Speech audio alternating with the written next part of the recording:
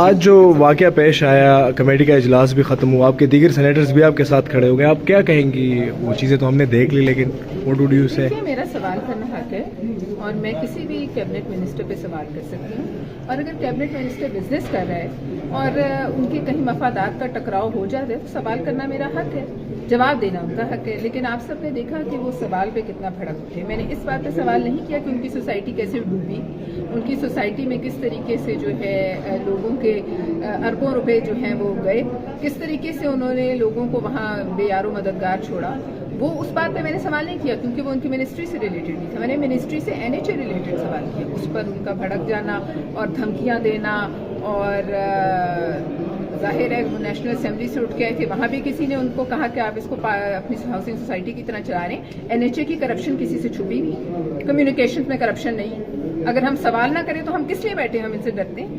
ہمارا سوال کرنا حق ہے، جواب دینا ان کا حق ہے، لیکن اس سے بھڑک جانا جو ہے وہ گلٹی کانشیس کو شو کرتا ہے، وہ اس بات کی طرف اشارہ کرتے ہیں کہ ان کے پاس چھپانے کو بہت۔ انہوں نے معذرت کی، کیا کہیں گے آپ اس کے اوپر؟ دیکھیے اس بات کو میں کچھ بھی نہیں کہوں گی، معذرت کرنا اس کا کوئی حیثیت نہیں، جو ان کا رویہ تھا آپ وہ دکھائیں گے وہ کیا۔ آپ اس میٹر کو آگے ٹیک اپ کریں گی؟ اس پہ کوئی پارٹی کی سطح پر اسمبلی اور پارٹی سے میں بات کروں گی، اور باقی آپ اس کو ٹیک اپ کریں کہ عوام کو دکھائیں کہ اس کابینہ کے منسٹرز کا جو ہے سوالات کرنے پر کیا رویہ ہے۔